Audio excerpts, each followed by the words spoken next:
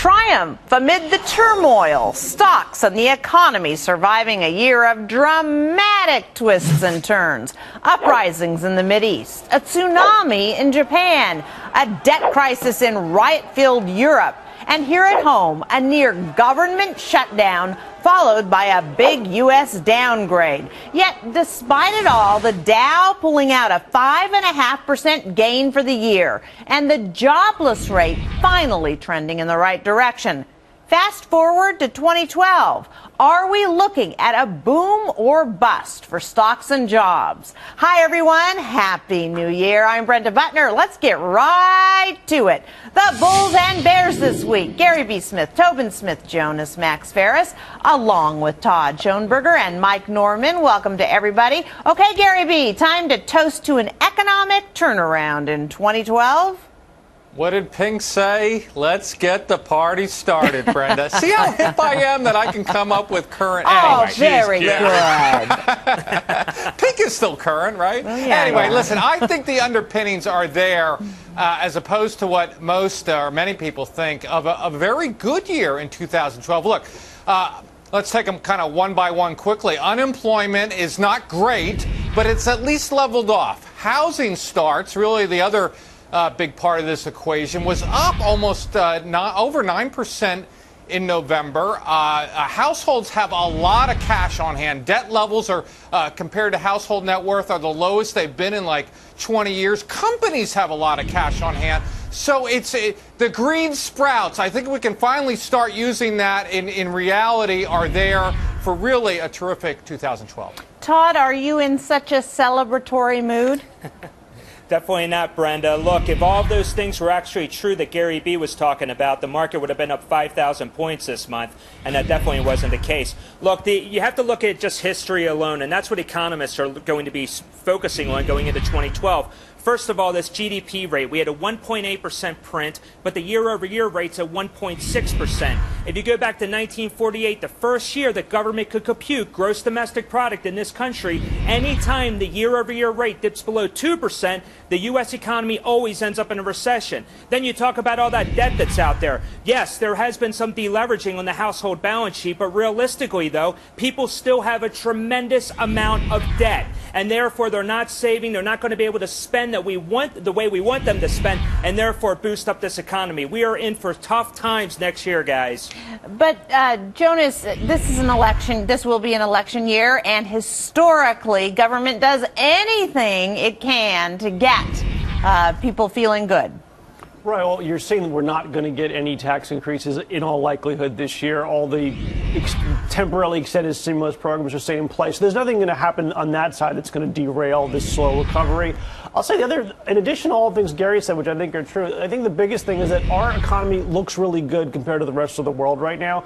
And this includes emerging markets now. Many of their markets are down 20% this year. We look good compared to Europe. We look good compared to Japan.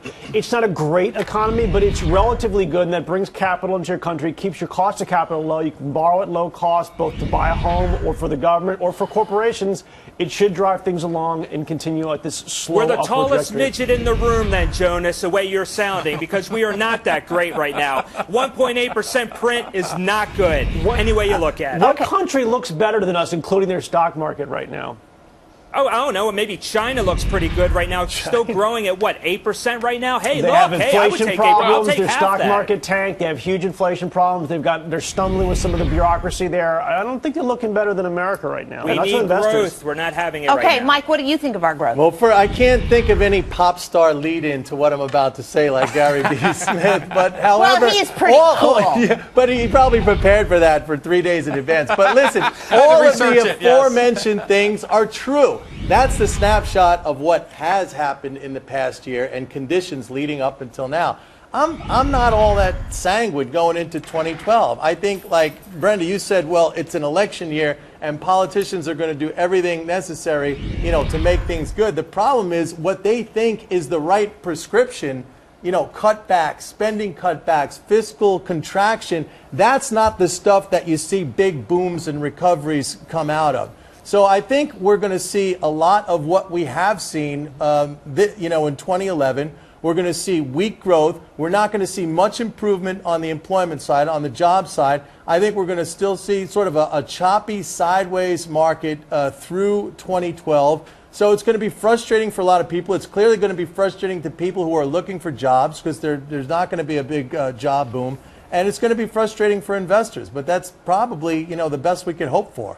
Okay, Toby, I know you're going to be popping some bubbly, but do you see some reason to pop some bubbly because of our economy, because of the market next year?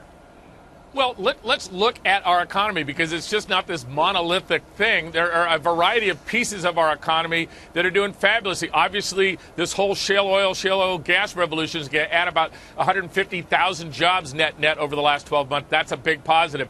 If you were involved in any of the computer sciences, any programming, be in San Francisco as I'm going to be next week, and the companies that we work with, the hardest thing for them to do is hire people. It's not money, it's not demand, it's hiring people. Now, you have to balance that against, as Mike Norman says, the government is contracting. I mean, you could make that also to be a positive thing. So the growth that we traditionally got, which was from health care and from government, is not going to be there because of this Obamacare and things. And where we're going to get it, though, is in real businesses. And I think the glimmer of hope that we're missing is that there's some real businesses that build real stuff that sell all over the world and that has real high value. Those are the things that are growing. Yeah, the problem is that consumption is still 70% of our economy. Hey, it's great to talk about shale oil, but it's not big enough to support, a big increase in GDP. So that's the problem. When if people don't have jobs and if income is actually going down, we've seen negative income in recent statistics.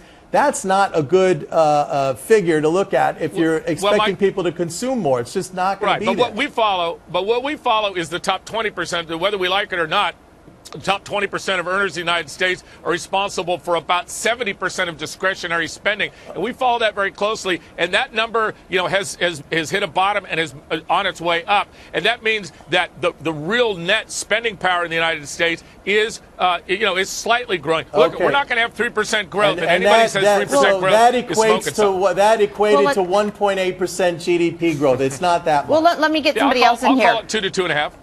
Jonas, and also, haven't employers basically got as much productivity growth as they can from their workers? Don't they need to start point. In the early stages of a slow economy, they laid off people. They're going to just switch to overtime. You're not going to add on a new full-time employee right away. You're going to go to overtime. You're going to go to temp work because you don't know how long it's going to last, and you can for a while. But at some point, you've reached the max amount of hours you can get out of one person. You actually have to start hiring full-time people. Now, the survey seems to be they don't think they're going to hire those people this year, but that could change as the year progresses. You're already seeing the unemployment rate going down in the hard-hit states that were in the bubble, like California's gone 4 months in a row. It's down. It's still in double digits, but eventually they're going to have to start hiring full-time people, and it will start to pick up. I'm hearing a lot of ifs from you guys. A lot of ifs. It's if this, if that. Look, you can just look at the data. Nothing supports a growing economy. You want to talk about history going into an election year? The Dow was down 37% in 2008, guys. It's not looking good next year. I'm sorry.